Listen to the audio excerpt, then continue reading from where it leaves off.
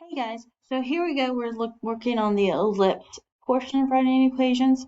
So what I did was I went ahead and set up the shell for the ellipse. Now what I have already done here, I went ahead and graphed and I went ahead and found the center. So it was 24 from one foci to the other. Okay, and then once I found my center, I counted 13 for my vertices. So my center is 1, 2, so negative 2, comma 1. I do need my b value. Okay, so since the ellipse is a plus sign, make sure I'm in here, a squared minus b squared. So 12 squared equals 13 squared minus b squared. So 144, 169 minus b squared. Subtract 169 over. I think it's 25, well, negative 25 equals negative b squared. We're going to make this plus plus, so b equals 5. Okay. Remember my a goes under x. So here we go.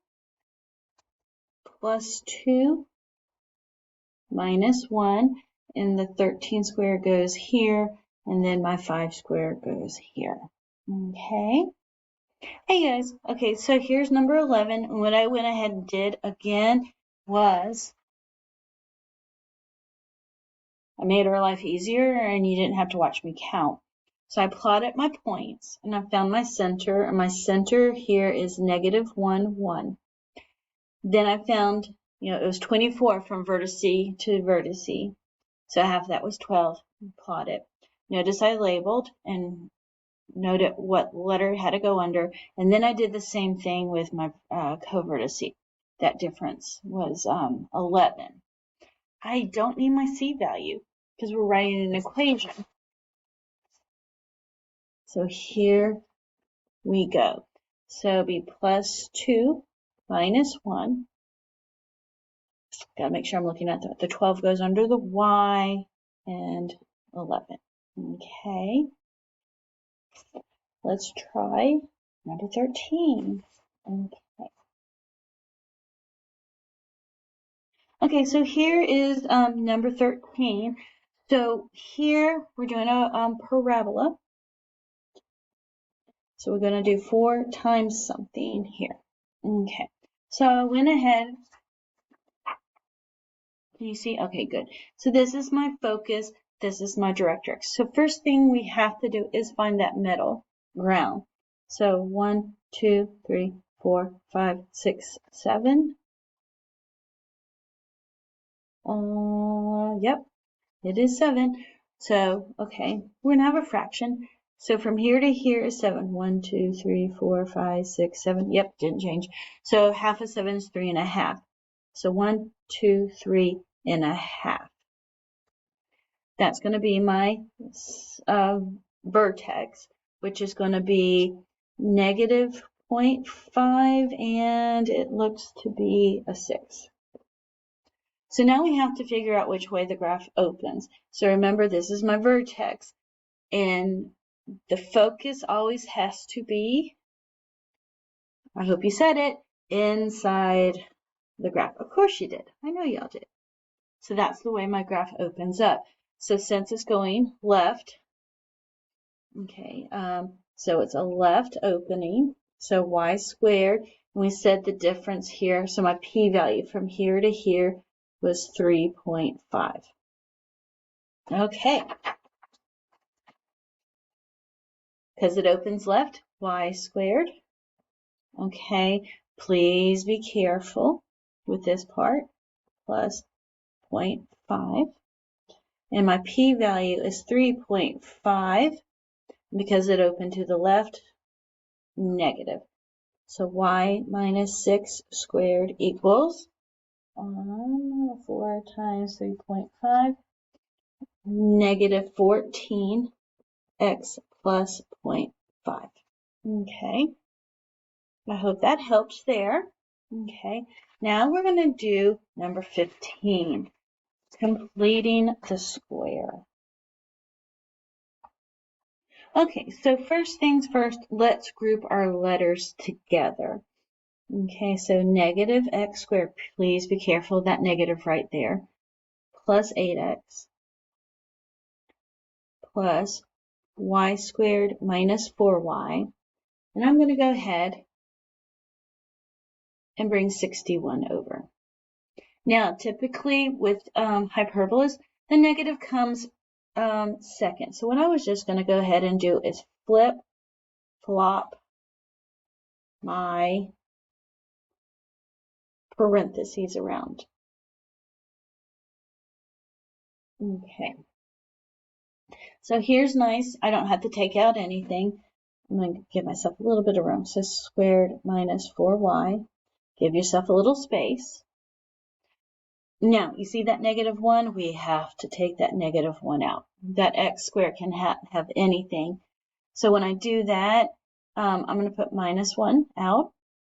And that gives me x squared minus 8x, parentheses. Could you do a plus a negative 1 there? Absolutely. Someone had asked me earlier, does it always have to have a plus sign? When in doubt, always go plus. Again, look what happened here. We ended up changing it. Okay. Now we're going to add, and I'm going to add another parenthesis over here, and then that minus 1 with that parenthesis. Okay. So this is where we're going to take negative 4, divide by 2, square it, and you get 4. So if I add 4 here, I'm going to add 4 here. Now we're going to take negative 8 and do the same thing. Divide by 2, and we get negative 4. Square it, we get 16. So add 16 here and 16 here. Okay. Now I like to do the next step of, I like to call it collecting the squares. Okay, so we have a y squared and that negative 2 squared. So they're going to go in here together. We're going to do the same thing here with the x's side. So x squared minus 4. And let me get my calculator. I get 49. Okay, remember we can't have this, so we're going to divide by 49. Okay, so my final answer will be y minus 2 squared over 49. Do I need to keep that 1 there? No. X squared minus 4. Ooh, I left my square there. Oops, a daisies. I heard someone yell at me. 49 equals 1. Okay.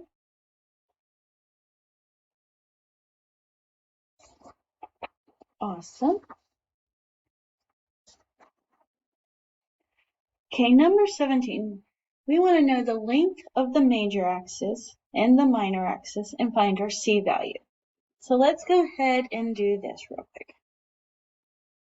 My A value, it's an ellipse, is the bigger number, so the square root of 121, which is 11, and under Y. B is the square root of 100, which is 10 in X. Okay.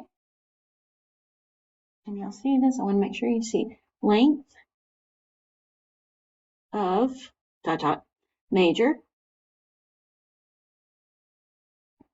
So you're going to take that 11 and add another 11. Remember, because it's all going to be in the center. Now, could I have done 11 times 2? Absolutely. It's the same thing. Take your minor and just go 10 plus 10 or 20. Now, if you feel better, feel free to count.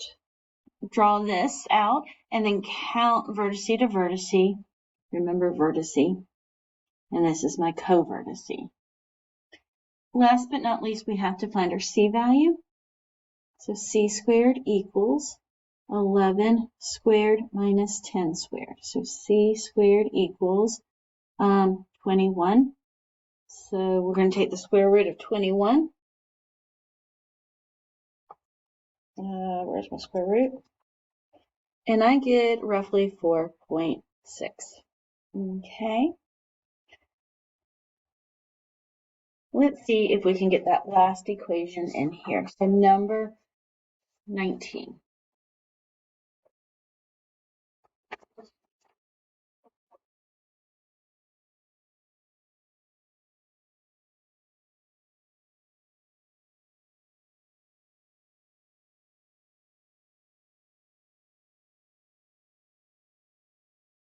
Okay, so we're going to do the same thing we just did. We're going to collect our x's and our y's together. So 4x squared plus 80x plus y squared minus 14y. And I'm going to move that 253 to the other side. Remember, I cannot have anything in front of that x squared term, so I've got to divide that out by 4. So that will be x squared plus 20x. Give myself some room. Lovely thing about this one over here, I don't need to factor anything out. So negative 253 plus 4 times something plus something.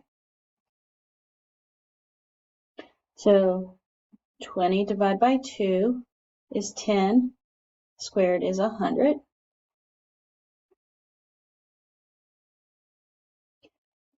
Negative 14 divided by 2 is negative 7, squared is 49. Okay. Bring down that 4. Let's collect our squares. So x squared and 10x go into the same. We're going to do the same thing here. So this will be y minus 7 squared equals negative 253 plus. I get 196. And last step, divide by 196. I can't have that 4 there, so we're going to divide 4 by top and bottom.